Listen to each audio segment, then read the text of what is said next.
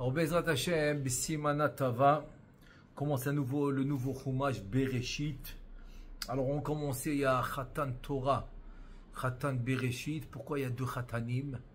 D'habitude, quand par exemple on fait un concours, alors, le Khatan c'est celui-là qui va gagner par exemple. Et dans un mariage, il y a un seul Khatan. Pourquoi là il y a deux Khatanim? Alors, il y a une très belle explication, c'est que Khatan Torah, c'est celui qui a fini la Torah. Maintenant, il y a celui qui n'a pas réussi à finir la Torah. Qu'est-ce qu'on lui dit?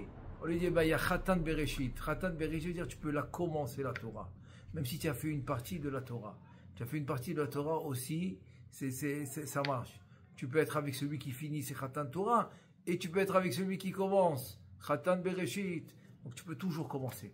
Il y a toujours un nouveau. Donc on peut toujours commencer Bezrat Hashem le Chumash, parce que l'importance par exemple de la mitzvah, que le Shulchan Aruch dit dans Resh Pehe 285, il dit c'est de Shte Mikra Vechatargum, Chayav Adam, il obligeait l'homme de faire la paracha deux fois avec le Targum. Pourquoi? C'est justement pour comprendre les sujets de la paracha, pour l'étudier, pour que ça puisse l'accompagner, pour s'accompagner d'une manière quotidienne, au courant de la journée, au courant de la semaine, au courant du mois, au courant de l'année. C'est les événements de la Torah qui vont le guider dans la vie de tous les jours, parce qu'il y a toujours des enseignements qui sont directs sur ce qu'on vit tous les jours.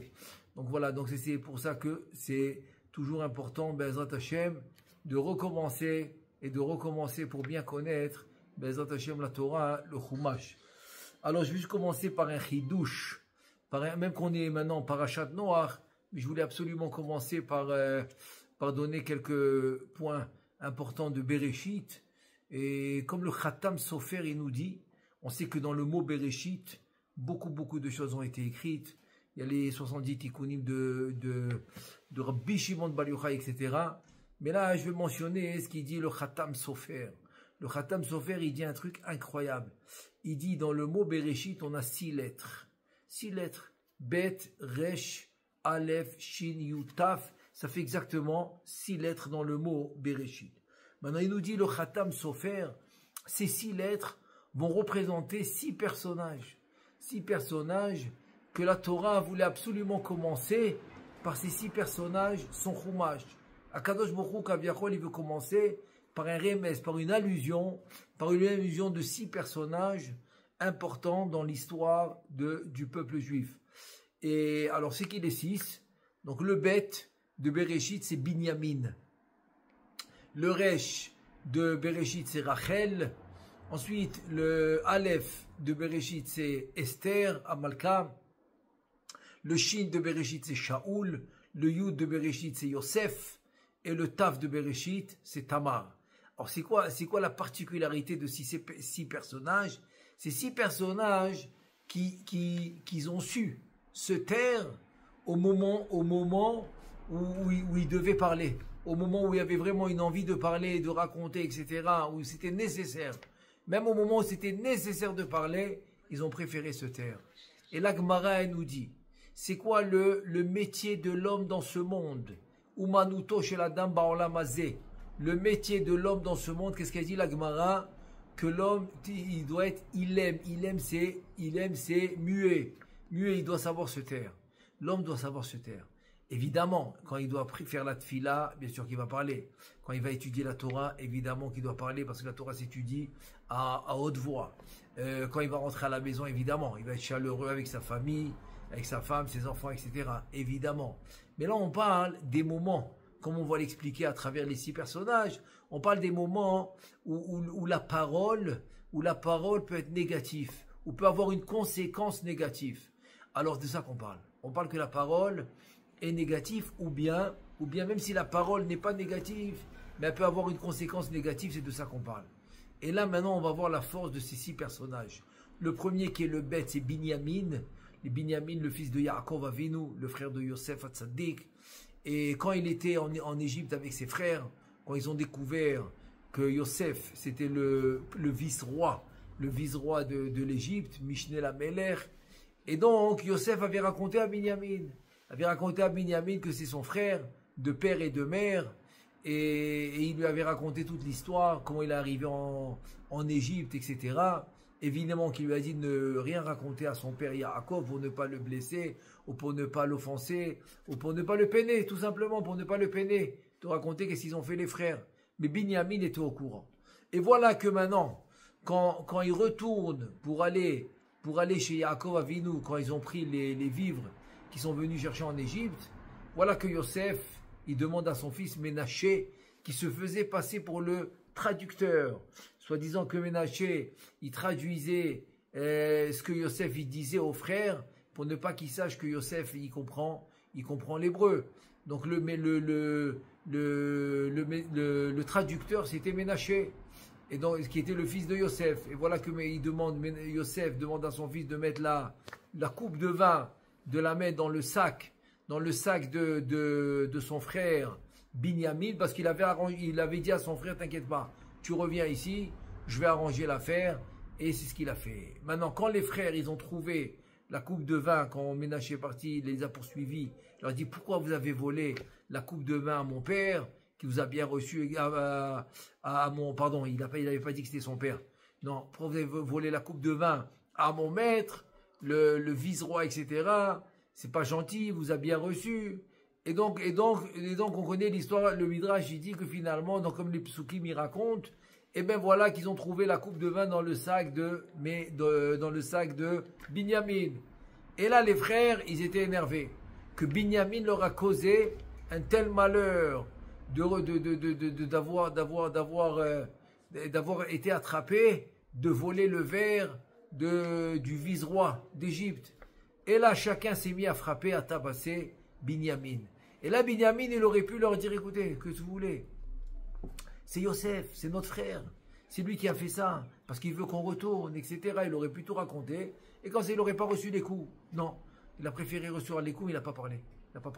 Et il a eu le mérite d'avoir le Beth Amikdash qui a été construit dans sa partie à lui qu'il a reçu en Eretz Israël, à Yerushalayim. Là, le Beth Amikdash a été construit. Ça, c'est Binyamin, c'est la force du silence.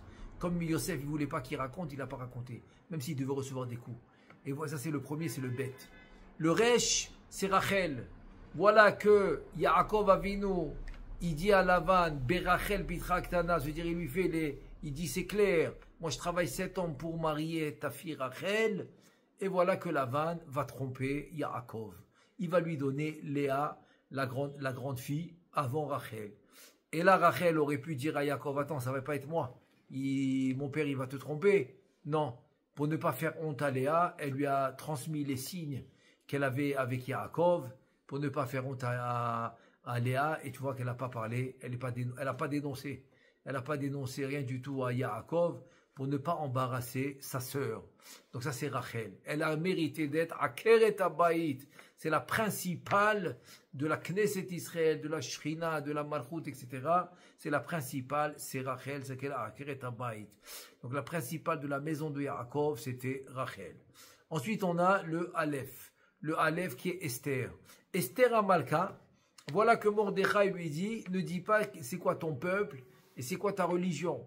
Et voilà que le passage qui nous dit que Esther n'a pas dévoilé et molata et amma, elle n'a pas dévoilé qui elle était, si elle était juive, de quel peuple, etc. Elle n'a pas dévoilé. Et là, on pose la question, attends, c'était dangereux, parce que Achashverosh, il était roi sur 127 pays, pas villes, pas 127 villes, 127 pays.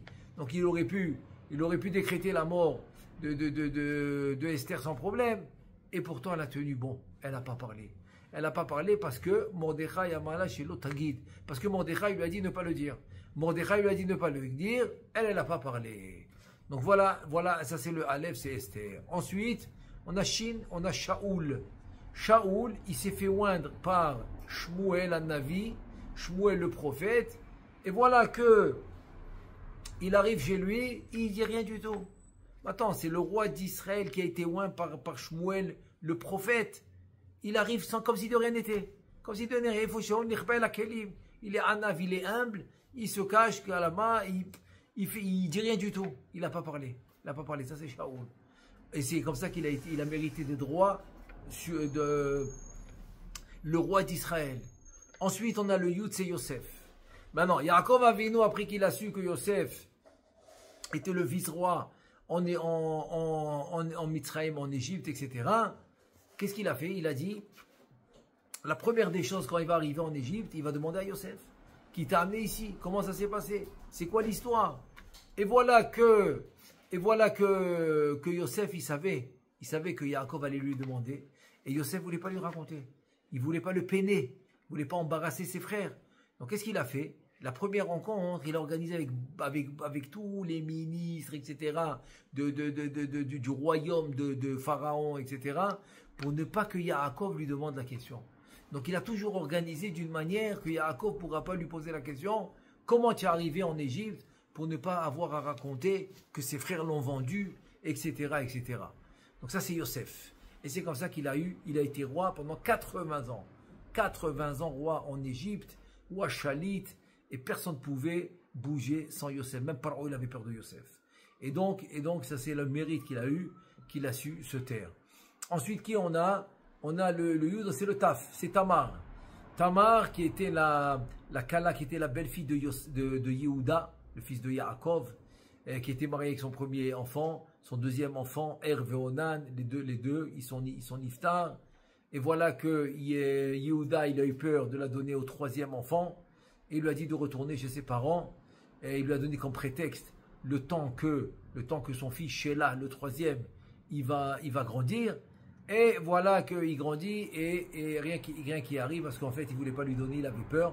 Pourquoi? Parce qu'on a eu, quand un homme il est marié avec une femme et Chasvé Shalom il décède, et si elle se remarie une deuxième fois, un deuxième mari aussi il décède, donc ça s'appelle Isha Katlanit, c'est-à-dire c'est une femme qui, Chasvé Shalom, qui va causer la mort de ses maris, donc on ne peut plus la marier. On ne peut plus la marier après 2 fois, pas besoin de 3 fois.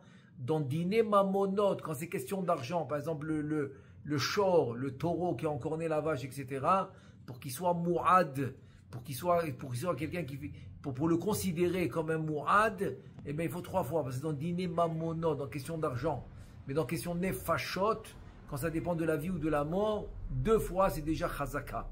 C'est déjà chazaka, donc c'est pour ça que Yehuda il a considéré qu'on ne peut pas la marier. Mais comme elle savait que c'était pas de sa faute, que ses maris sont morts parce que ils ont fauté, ils sortaient la semence en vain. Et donc, qu'est-ce qu'elle a fait? Elle s'est déguisée pour avoir une descendance de Yehuda, son beau-père, parce que ça s'appelle Yiboum. Donc à l'époque, avant le don de la Torah, on pouvait faire Yiboum, même avec son beau-père. Et c'est comme ça qu'elle a pu tomber enceinte. Elle a pu tomber enceinte de Bezrat Hashem, du futur Mashiach. Futur Mashiach, le descendant de la tribu de Yehuda, qui va arriver jusqu'à David, qui va être roi. Donc elle était enceinte du futur Mashiach qui va amener toute la descendance du Mashiach. Et voilà que Yehuda, qui ne savait pas que c'était elle, qui s'était déguisée, etc. Et donc, quand il a vu qu'elle était enceinte, quand il a appris qu'elle était enceinte, il voulait la brûler. Pourquoi? Parce que c'était une fille de Cohen. Donc, Bat Cohen, une fille de Cohen qui a commis un adultère, elle se fait brûler. C'est la fille de Shem. Cohen el Elyon, qui était le fils de Noach. Et donc il l'a jugé pour la faire brûler. Et elle ne voulait pas le dénoncer. Elle n'a rien demandé de reconnaître les signes qu'elle lui avait pris, son bâton, sa bague, etc.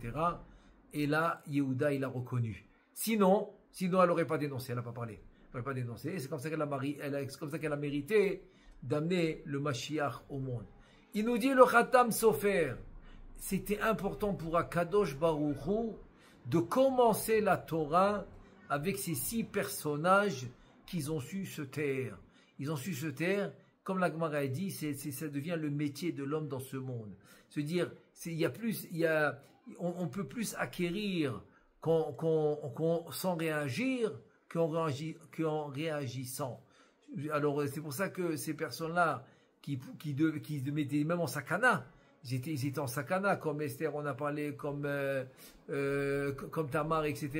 Ils étaient en sakana, ils étaient en danger quand même, ils n'ont pas parlé. Ça c'est la force de savoir se taire, même si on peut parler, et même si on doit parler, ils s'abstiennent. Alors il dit le Khatam Sofer, c'était important pour Akadosh Baruch Hu de commencer la Torah avec ces 6 personnages. Et ensuite, Je voulais juste ramener ce qu'il nous dit dans un livre de Kol Eliyahu, que la Gemara dans Yoma, dans la page 19, il dit comme ça, il dit Asar Sichat Chulin au verbe assez. Donc la Gemara nous dit que celui qui parle des choses inutiles, il va transgresser un commandement positif de la Torah, Vedi Barta Bam. Bam, ça veut dire tu vas parler dans d'Ivrei Torah et tu vas pas parler sur des choses inutiles. Et tout le monde connaît le remez, c'est quoi Bam? Bet, de Bam il s'écrit Bet Mem. Le Bet c'est Bereshit, le Mem c'est le début du chasse. Mais Matam Korin Shema Be'avin, donc ça veut dire que Vedi Barta Bam, tu vas parler à partir de Bereshit, c'est le Chumash.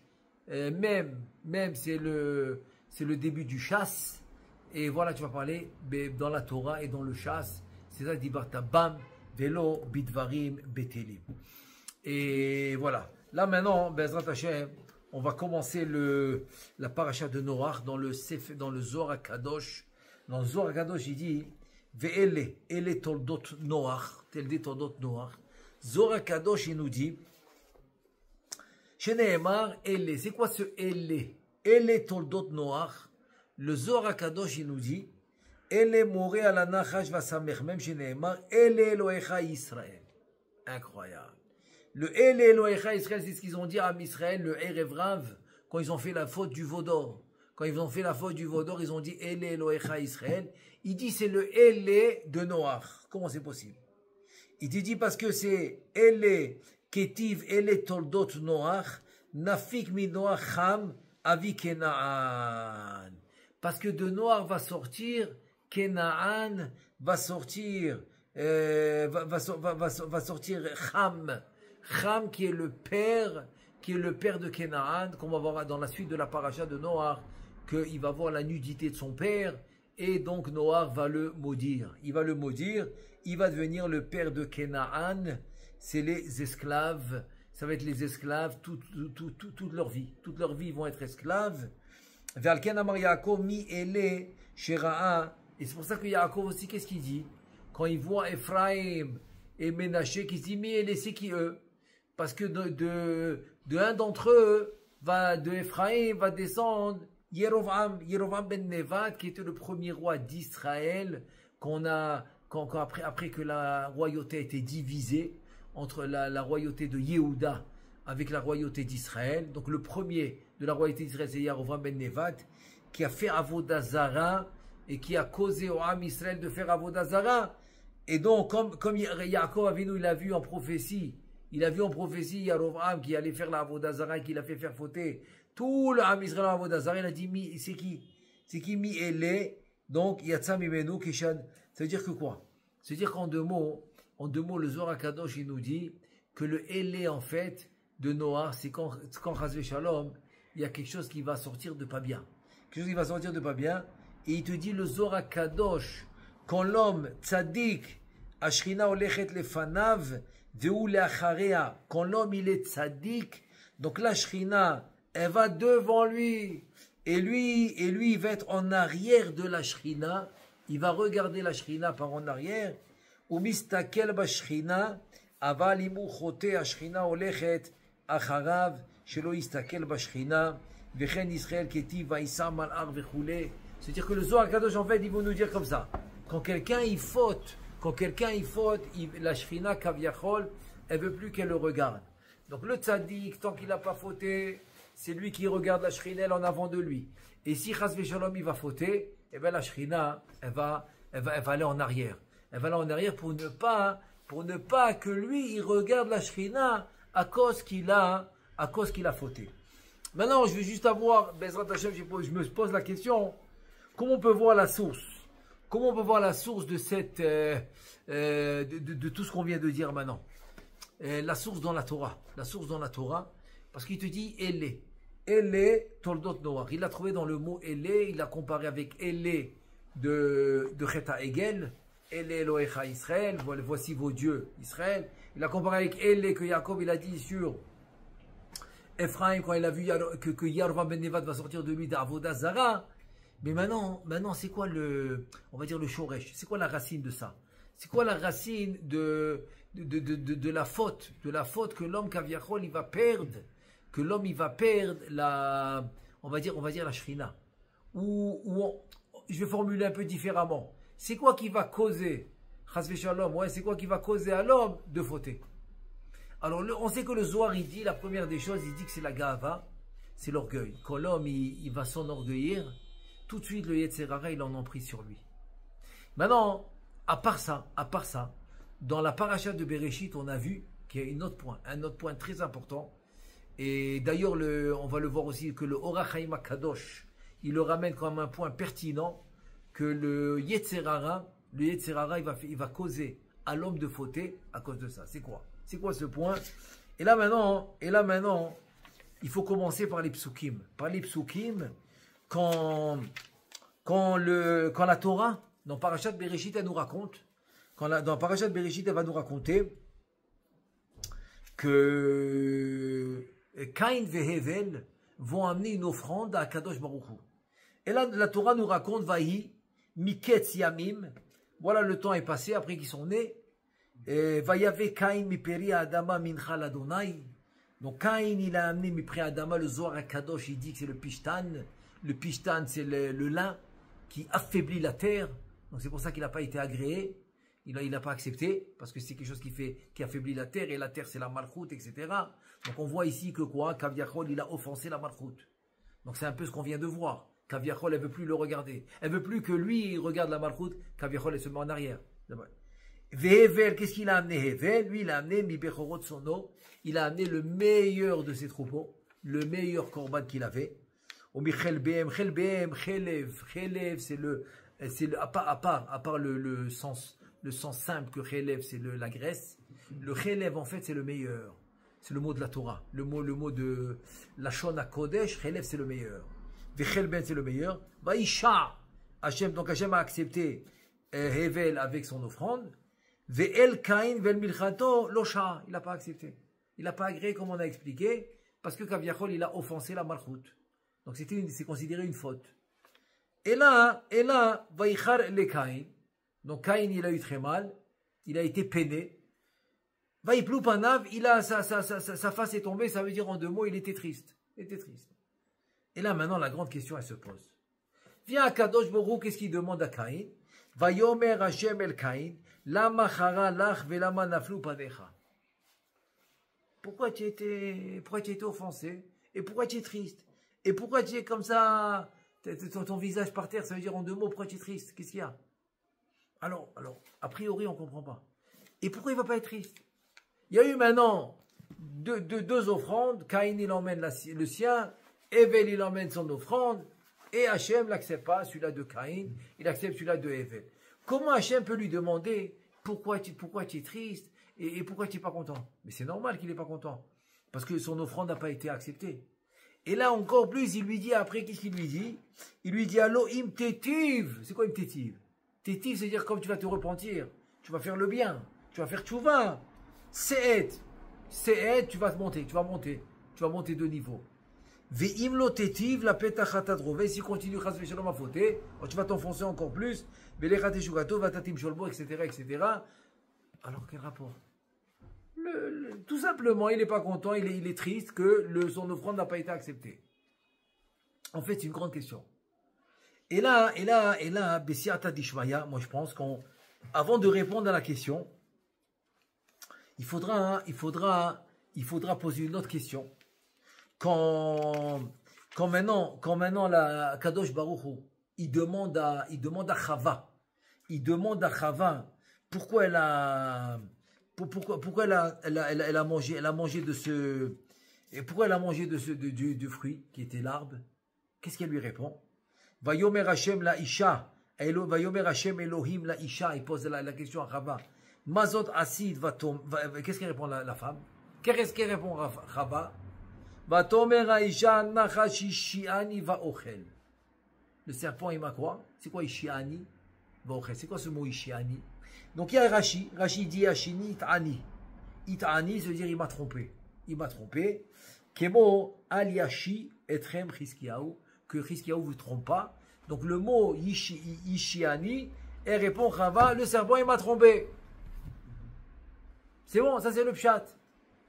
Mais si on approfondit, on va voir que d'après le Sod, Ishiani, il a encore un autre, il a encore un remez. C'est pas vraiment le Sod Kabbalah, mais c'est un remez. Très beau remez. C'est quoi? Alors avant, il faudra voir la question de la Gemara. La question de la Gemara dans la Gemara de Choulin 139, elle demande comme ça. Remez, le Haman minatora minayin. Ça veut dire quoi? Un remez, une allusion de Haman, Haman Aracha, celui qui est au temps de Achashverosh. C'est quoi l'allusion de Haman dans la Torah? Qu'est-ce qu'il répond la Gemara? Amina etz, asher amarti echa, lo Torah la chalta vechule, quand Kadosh Baruch Hu il vient maintenant, quand Kadosh Baruch Hu il dit à Adam Arishon, il lui dit Vayomer, mi gidlecha ki eromata. Mais qui t'a dit que tu es nu? Pourquoi tu as honte? Ah, amina etz asher tziviticha le bilti achol, mimenu achalta.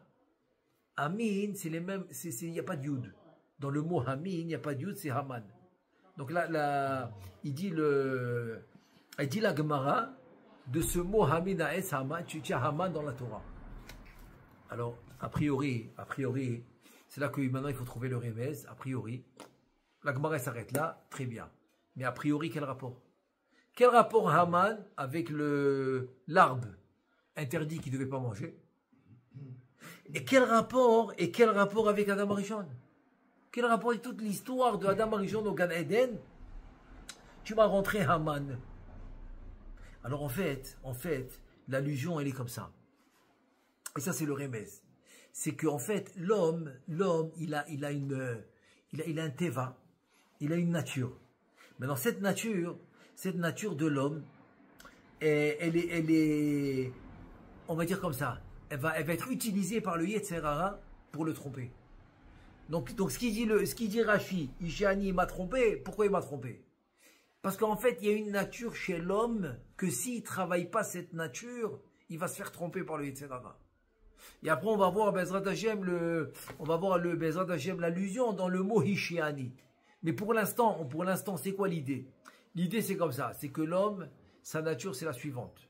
C'est que, et à Orach Chaim, il nous dit que c'est une des façons pour le Yetzer Hara de faire tomber l'homme, c'est quoi? C'est de lui dire, écoute bien, si tu n'as pas cette chose-là, tu n'as rien. Donc il va lui pointer ce qui est interdit, comme il a fait avec Rava. Il a dit, si tu ne manges pas ce fruit, tu n'as rien du tout. Parce que Akadosh Baruch Hu, Kaviachol, il a fait la Shonara, le serpent. Il dit, Kaviachol, Akadosh Baruch Hu, il a peur que vous deveniez comme lui. Vous allez vous aussi créer un monde. Donc comme il a peur que vous deveniez comme lui, il vous interdit de le manger. Donc en deux mots, si tu ne manges pas ce fruit, tu n'as rien du tout. Zéro. Et là, c'est la nature de l'homme. Si on regarde Aman, c'est exactement ce qui s'est passé. Aman, il avait tout. Il était le plus grand ministre, on peut même dire le vice-roi, ce qui est le plus grand ministre des 127 pays. J'ai pas dit 127 villes, 127 villages, 127 pays. C'était Aman, qui était juste après Achashverosh. Tout le monde se prosternait devant lui. Satan, il avait une richesse colossale. Qu'est-ce qui le dérange? Que le juif qui s'appelle Mordechai, du Sanhedrin, de Anchek Zedekdola, il ne se prosterne pas. C'est ça qui le dérange. En deux mots, s'il n'y a pas ça, il n'y a rien. Cette nature dans l'homme, c'est ça qui le fait tomber. C'est ça qui le fait tomber. Et ça qui dit Shlomo Ameler. L'ifne shever gaon. C'est quoi l'ifne shever gaon? Avant de faire tomber l'homme, de casser l'homme, gaon c'est la gava, comme le Zohar Kadosh. Comme j'ai mentionné tout à l'heure, que le Zohar Kadosh, pour faire tomber l'homme, il lui met de la gava. Il lui met de l'orgueil. Donc l'ifne shever, à force de tomber, gaon c'est la gava. Et donc c'est exactement le rapport. Avec qui le rapport? C'est exactement le rapport avec qui? Avec l'arbre interdit. Et Adam Arishon que quoi? Que si tu n'as pas cet arbre-là, si tu n'as pas ce fruit-là, ben tu n'as rien du tout. Voilà, tu n'as rien du tout. Donc en deux mots, si tu n'as pas ce fruit, tu n'as rien. Donc tu vois le rapport direct, l'allusion directe avec Haman. C'est pour ça que la Gemara dit de là on apprend Haman, c'est exactement la même notion, c'est la nature de l'homme. Et là moi je pense qu'il y a un remez dans ça ou ça. Il y a un remez dans Shlomo Ameler. Shlomo Ameler, il nous dit Je vais commencer par le pshat. Il nous dit Metukash nata oved ben imarbe ben imeat yochel. Donc, l'homme qui travaille de ses mains, qui fait un labeur, etc., alors il va bien dormir. Qui travaille un peu, il va survenir à ses besoins, il va bien dormir. Vesova la ashir et de manière lolishon. Mais le riche qui est rassasié, le riche qui a ce qu'il faut, il est riche, eh ben il va pas arriver à dormir. Pourquoi? Parce que Marbe Nechassi, Marbe Daaga, il a beaucoup de soucis, comme il est riche, etc. Ça c'est le pshat. Mais l'allusion c'est quoi? C'est en fait le bateau qui te dit comme ça, écoute bien. Metukash nata oved, c'est-à-dire celui qui travaille, et qui travaille pour subvenir à ses besoins, etc. Son sommeil, il est très doux. Parce qu'il a fait un grand labeur pendant la journée. Donc le soir, il est fatigué, il dort bien. Mais son problème, c'est quoi? Son problème, c'est la suite du passage qui nous dit Vesova la hachir, le fait que le riche, il a plus que lui, c'est ça qui l'empêche de dormir. Zé, comme il dit, Zé, eneno manière lolishon. Qu'est-ce qui empêche de dormir l'homme? C'est kaviachol, ce que l'autre il a. Parce qu'il regarde l'autre, il n'est pas satisfait de son sort. Ezeu Sameh, Ezeu Hachir. Les Chachamim, ils ont dit le Hachir, le riche, c'est celui qui est sa mère Bechelko. Qui est sa mère Bechelko, qui est content de son sort. Qui est content de son sort, c'est lui le riche. Il n'a pas dit celui qui a des millions, des milliards, etc., et des milliards. Non. C'est celui qui est content, qui est heureux de son sort, c'est lui le riche.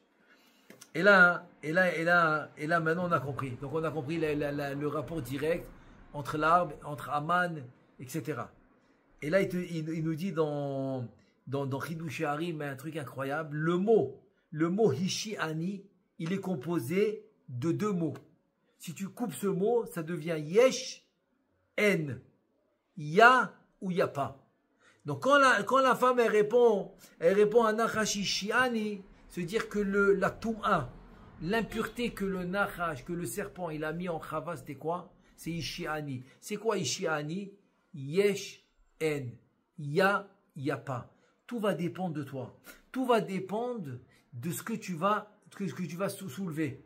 Quand tu regardes n'importe quelle situation, ben tu reçois ton chèque de paye ou tu reçois ton compte de banque. Est-ce que tu vas regarder Yesh ou En? Ya ou ya pas? Quand tu vas maintenant, je sais pas moi, tu vas maintenant aller en vacances avec ta famille, tu vas pas voir ce qu'il y a, tu vas voir ce qu'il y a ou ce qu'il n'y a pas. Si tu vois ce qu'il n'y a pas, alors tu es rentré dans le système.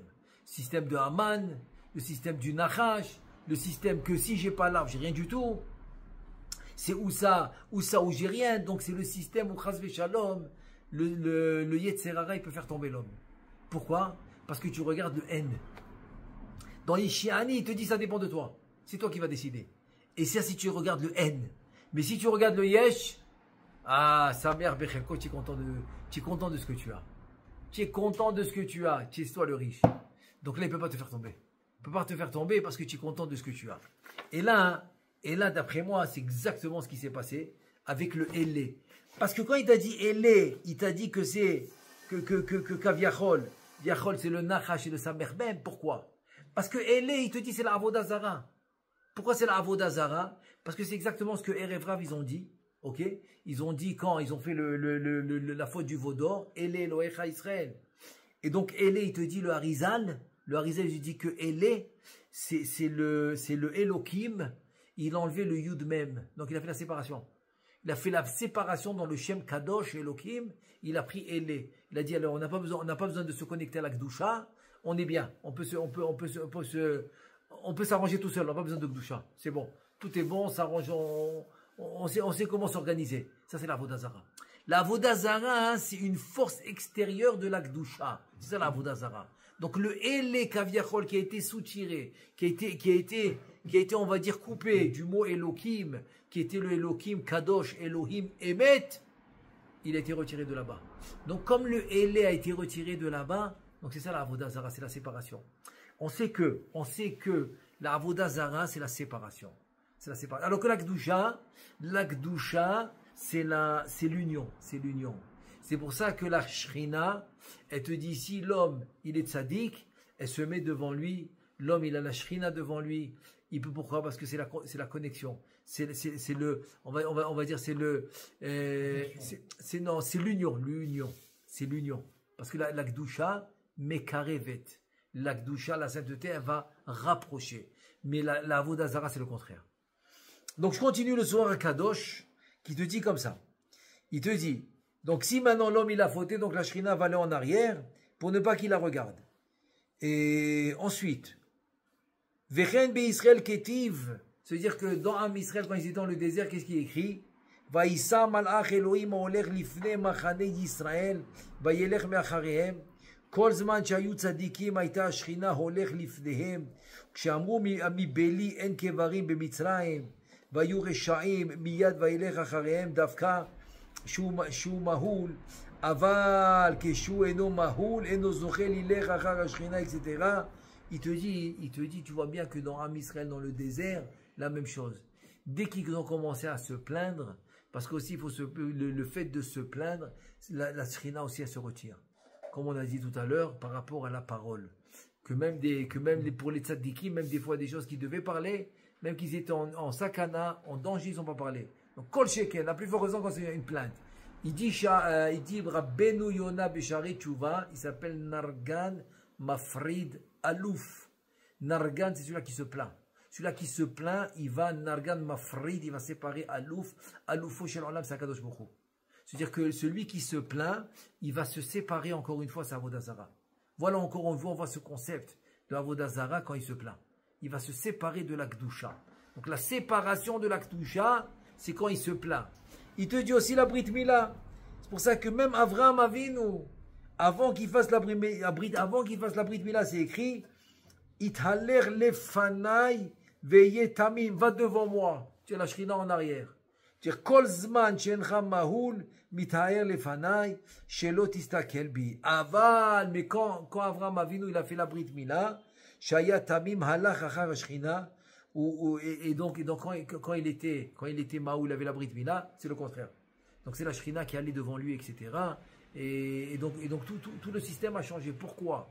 Parce qu'en fait, l'homme, quand va se garder saint, il va garder la sainteté. Avec la Torah et les mitzvot, en fait, il va faire une union avec la Shrina, avec la Knesset Israël, avec la Malchut. En fait, c'est quoi? C'est parce qu'il va faire l'union d'Akadosh Baruch Hu et la Shrina. Donc, Kavyachol, il va s'unir à eux. Comme le Chachamim ont dit, Kucha Berichu, Torah ve'Israël Chadhu. Attends, c'est trois notions. Tu as Akadosh Baruch Hu, tu as la Torah et tu as le Ham Israël. Il dit non, la Torah, c'est-à-dire c'est ce qui représente la sainteté, va te rapprocher d'Akadosh Baruch Hu et de la Shrina. Donc, cette union. C'est pour ça que David Amelech qui dit, Kirvat Elohim li tov. Le fait que je suis à proximité avec Akadosh Baruch Hu, c'est ça le bien. C'est ça le bien, c'est ça le tov. Le tov, c'est celui-là. Et il te dit la même chose avec Noach. Avec Noach. Il te dit, Un benoach keti vish tzadik tamim et Elohim italech Noach. C'est-à-dire que quoi? Que Elohim est alech Noach. Très bien. Les filles, shaya mahul velo para, velachen lifne ashchina lo alach. D'Ayanimot, tu as compris? Tu veux dire, l'ifne Ashrina, devant la Shrina, il n'est pas allé. Pourquoi? Parce qu'il était circoncis, mais il n'avait pas la préa. On sait que dans la Brit Mila, après qu'on a coupé, qui s'appelle la Orla, on l'a coupé, ça s'appelle la Mila, ça. La Brit Mila, ça s'appelle Brit, coupé la Mila. Mais après, tu as la préa. Tu as une autre peau que tu dois replier. Pourquoi? Shulchan Aruch, il dit, pour dévoiler la Atara. La couronne de la Brit Mila, pour la dévoiler, il y a une peau qu'il faut plier. Ça, il n'avait pas. Ça, Noach, il n'avait pas. C'est-à-dire,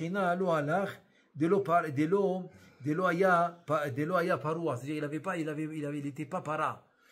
La reine est Elohim italer noir, chavé béchavé, etc. Donc, il lui manquait cette action.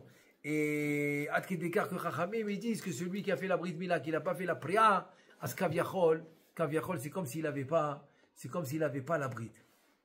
Ensuite, dans la paracha de Noach, qu'est-ce qu'on va voir? On va voir que la Torah elle va appeler, après le Maboul, elle va appeler Noach Isha Adama. Comment c'est passé de Ish Tzadik Tamim Aya Bedorotav? Ok, comment c'est passé de Isha Adama? Alors il nous dit, le Zohar Kadosh, un truc incroyable. Il dit en fait, parce qu'Akadosh Baruch Hu, qu'est-ce qu'il a fait? il a pris le nitzot, l'étincelle de Moshe, il l'a mis dans Noach. Il l'a mis dans Noach.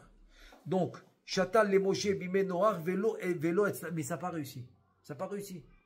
La reine, Bepam Arishona Nikra Ish Tzadik, au début Ish Tzadik, Tamim Maya Bedorotav, comme on voit au début de la paracha.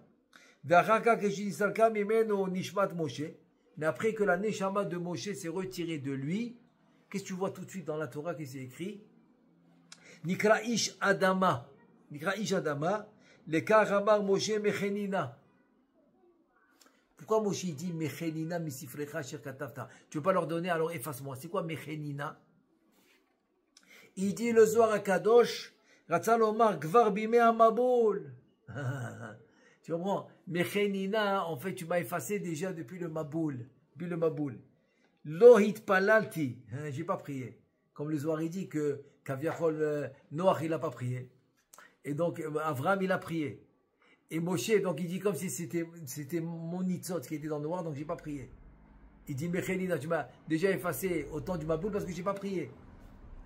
Aval Arshav Emche Nafshi. Maintenant je vais m'effacer. Mais c'est pas genre Mecheni. Tu dis Mecheni, c'est quoi Mecheni? Il dit c'est Oteot Menoach. Il dit Mechenina. Mecheni, c'est Menoach. C'est-à-dire de ce qui s'est passé à Noach, qu'il est venu réparer. Kaviachol, c'est Moshe. C'est Moshe qui est venu réparer ce qui s'est passé à Noach. Et là maintenant, il nous dit comme ça. Il nous dit que Rabbi Chia, voilà, ça c'est Rabbi Chia. Rabbi Chia, maintenant, il nous dit, pour comprendre ce Élé, encore une fois, ce Élé de Élo, ce Élé Toldot Noach, il dit, il y a le Pasuk dans Yeshaya Navi, qui dit, Ve'amer kulam tzadikim le'olam yirtchu aretz nezeh matay ma'aseh yaday li'itpa'er. C'est quoi? C'est-à-dire que, dans le Pshat, c'est le Am Israël, ils vont rester la Atid Lavo, ils vont tous être tzadikim. Pourquoi? Parce que les Rishaim Yichlou, Be'avle Mashiach v'chulei lo'olam shu'aretz. Parce que le Harizal, il explique comme ça, il explique que comme on est dans la Klipat Noga, donc on a le Tov Vara, qui est mélangé. Qui est mélangé. Donc le travail de l'homme, c'est quoi? C'est de se séparer du Ra et de rester avec le Tov, comme c'est dit le Harizal. Donc la Atid Lavo, qu'est-ce qui va se passer? Quand, Baruch Hashem, tu vas être majorité de Tov, cette minorité de Ra va s'enlever de toi. Maintenant, comment on complète cette minorité de Ra en Tov chez toi?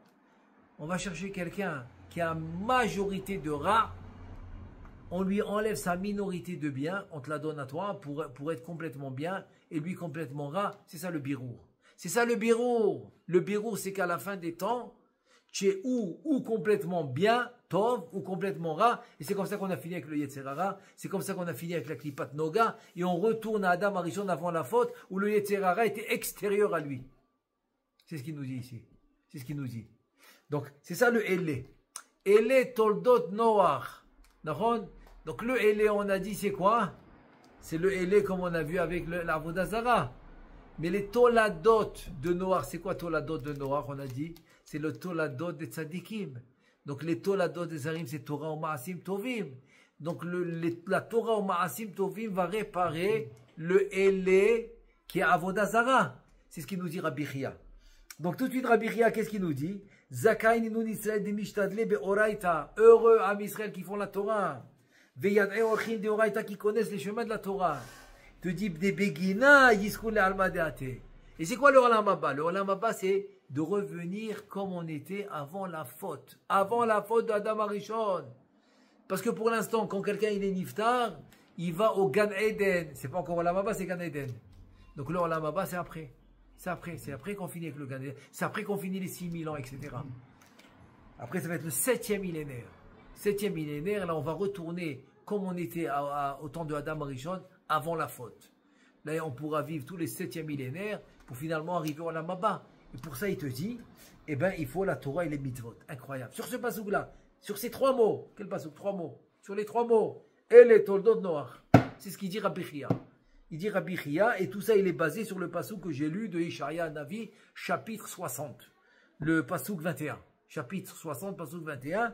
Ve'amer kulam tzadikim olam yishu aretz, netzer mata'ay ma'aseh yaday li'itpa'er. Et là, il te dit, Ubgina Yiskul le Almadeate. Et là, il te dit comme ça. Tahaze, Kol Israël, Itlon Khulaka le Almadeate. Il dit que tout le Ham Israël, ils ont une part dans l'Amaba. Maïtama, pourquoi? Pourquoi chacun d'entre nous, il a cette possibilité? Begin de Natrin Berit, il te dit, c'est grâce au Brit. Les ficheni molim, veshomrim, les hot Brit, misure arayot. Ça veut dire que maintenant, c'est pour ça que j'ai ramené tout à l'heure selon les tikkunim, par rapport à Noach. La priya, il est mal, il est pas mal, priya vechoulé. Ça veut dire qu'en fait, en deux mots, c'est pour le inyan de Brit. Parce que c'est pour ça qu'il a maudit son fils, Ham. Parce qu'il lui a fait ce qu'il lui a fait, il a vu sa nudité. Donc c'était un tikkun de la Brit. Donc en fait, c'était un kilkul de la Brit. Et le tikkun, c'est le tikkun de la Brit. Donc le tikkun de la Brit, il te dit, c'est quoi? C'est la Torah. Pourquoi? Des Alma Itkayem Ale, parce que le monde, il est basé là-dessus. Il te dit pourquoi? Ça veut dire, c'est quoi la Brit?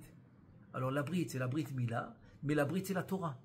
Donc en surveillant sa Brit, il pourra se connecter à la Torah qui est la Brit.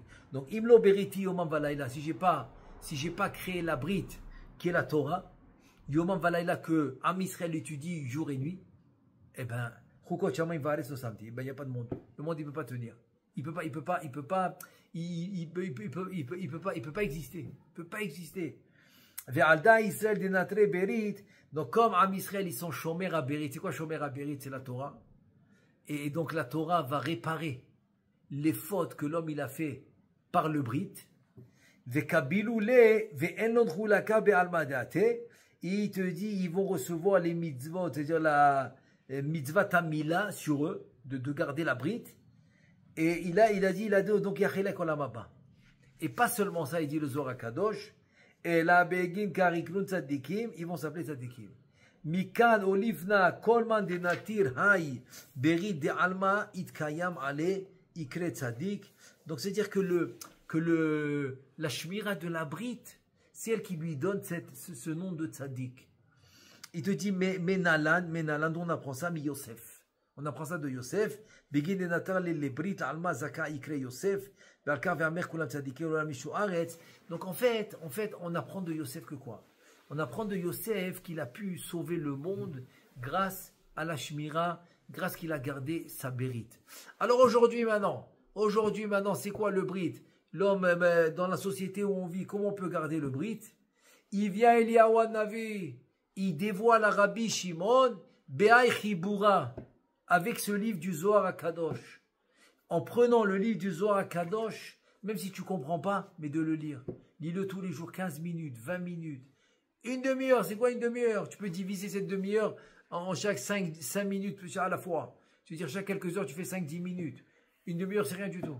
En trois fois, tu as fini une demi-heure. 10, ça fait, voilà. Ça fait déjà, tu es arrivé à 30 minutes. Il te dit, et c'est ça le Bérit. C'est-à-dire, le Bérit, c'est quoi? C'est que la force du Zohar HaKadosh, elle a cette force de se purifier. Elle a la force de te purifier pour avoir cette connexion avec le Brit et pour s'appeler Tzadik. Et pourquoi on doit s'appeler Tzadik? Rabbeinu Chaim Vital, dans Shara Kavanot, il dit, parce que si tu t'appelles pas Tzadik, la tefila, elle monte pas. Alors comment on fait? Il n'y a pas de tzadikim.